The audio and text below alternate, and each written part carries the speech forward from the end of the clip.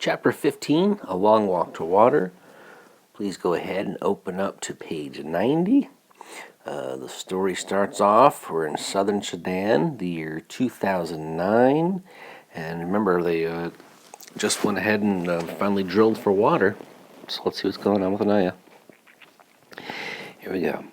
Even though the water spraying out of the borehole was brown and muddy, some of the little boys wanted to drink right away, but their mothers held them back. The men kept on working with the drill. Their leader talked to Naya's uncle and father and some of the other village men. Later, Dept explains things to her. "Don't worry," he said.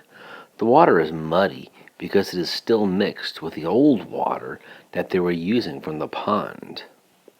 They have to drill farther down to make sure of getting deep enough into the good, clean water underground. And then they have to put in the pipes and make a foundation with the gravel and then install the pump and pour cement around it. And the cement has to dry. It would be several more days before they could drink the water," Dept said. Naya sighed and picked up a big plastic can. Yet another walk to the pond. Right, going over to page 91. The Lost Boys. And we know what Lost Boys are. Those are the boys who had no families and just wandering around Eastern Africa. The Lost Boys. That was what they were being called in America. The boys who had lost their homes and families because of the war and had wandered lost for weeks or months at a time before reaching the refugee camps. The aid worker explained this to Salva and the 8 other boys who would be traveling with. The woman spoke mostly English. Sometimes she said a word or two in Arabic, but she did not speak that language well. She tried her best to speak slowly, but she had many things to tell them, and Salva worried that he might not understand something important. They rode in a truck from the Ifu refugee camp to a processing center in Nairobi, the capital of Kenya. Endless forms had to be filled out. Their photos were taken. There was a medical examination. It was all a blur to Salva, for he was too excited to sleep, which made him too tired to grasp means understand, everything that was happening. But there was one clear moment when he was given new clothes. In the camp he had worn an old pair of shorts and even an older t-shirt. He had taken as good care of, let's turn to page 92, of them as he could, but there were holes in the shirt and the waistband of the shorts were stretched out and threadbare. The camp workers handed out clothing whenever donations came in, but there was never enough clothes for those who needed them. Now Salva's arms were piled high with new clothes, underwear, socks, sneakers, a pair of long pants, a t-shirt and a long-sleeve shirt to wear on top of it, and he was to wear all these clothes at the same time. "It's winter in America," the aid worker said. "Winter?" Salva repeated. "Yes, very cold. You'll be given more clothes in New York." "More clothes?" Salva shook his head. "How can I possibly wear any more clothes?" Salva could hardly believe his eyes when he boarded the plane in Nairobi. Every person had a seat, and they all had luggage too. With all these people, hundreds of heavy padded chairs, and all those bags, how would the plane ever get off the ground? Somehow it did. Not like a bird lifting off lightly with quick flapping of the wings, but with shrieks and roars from the engines as the plane lumbered down the long runway as if it had to try as hard as it could to get into the air.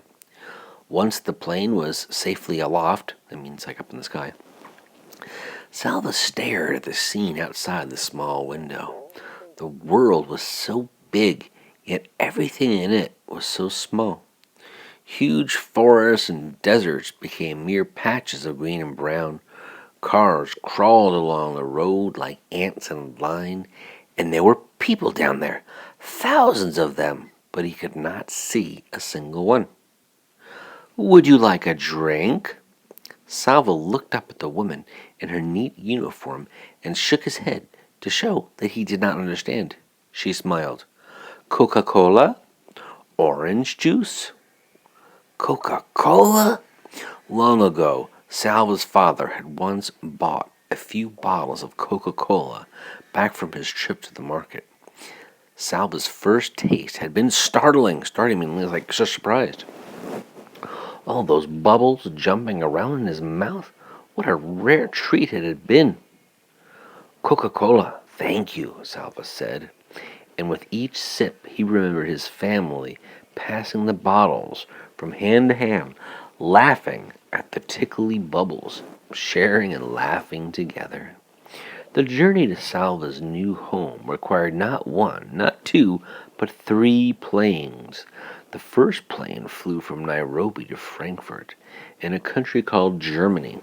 It landed within, let's turn the page, 94, with an alarming thump, then braked so hard that Salva was thrown forward in his seat. The strap across his stomach caught him hard. He took a second plane from Frankfurt to New York City.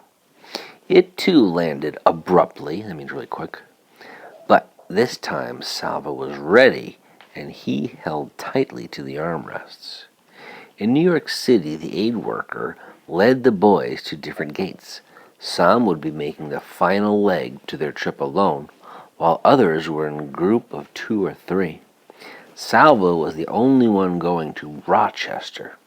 The aid worker said that his new family would be waiting for him there. On the plane to Rochester, most of the passengers were men traveling on their own, but there were some women too, and a few families, mothers and fathers and children. Most of the people were white. Beginning at the airport in Frankfurt, Salva had seen more white people in the last few hours than he had seen before in his whole lifetime. He tried not to stare, but he couldn't help studying the families closely. Thoughts kept looping through his mind. What if my new family isn't there? What if they have changed their minds?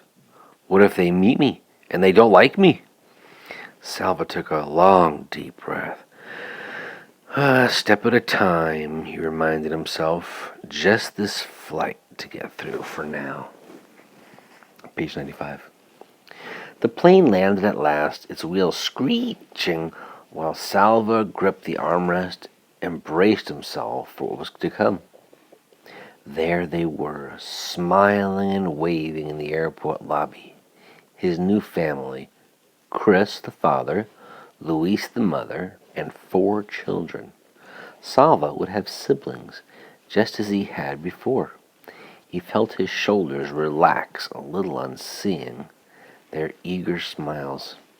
Salva said hello and thank you many times, for in his fatigue and confusion, these are the only words he felt sure about. He could not understand what everyone was saying, especially Louise, who spoke so quickly that at first he was not sure she was even speaking English. And yes, they did have more clothes for him. A big puffy jacket, a hat, a scarf, gloves. He put on the jacket and zipped it up. The sleeves were so bulky that at first, as if he couldn't move his arms properly. He wondered if he looked very foolish now, with his body and arms so fat and his legs so thin. But none of the family laughed at him, and he soon noticed they were all wearing the same kind of jacket. The glass door of the airport terminal slid open. The frigid air hit. Frigid means really cold, by the way. The frigid air hit Salva's face like a slap. Never had he felt, let's go to page 96, such cold before. In the part of Africa where he had lived all his life, the temperature rarely dropped below 20 degrees. When he inhaled, he thought his lungs would surely freeze solid and stop working. But all around him, people were still walking and talking and moving about. Apparently, it was possible to survive such cold temperatures, and he now understood the need for the awkward padded jacket. Salva stood still inside the terminal door for a few moments. Leaving the airport felt like leaving his old life forever. Sudan, his village, his family. Tears came to his eyes, perhaps from the cold air blowing in through the open doors. His new family was already outside. They turned and looked back at him. Salva blinked away the tears and took his first step into a new life in America.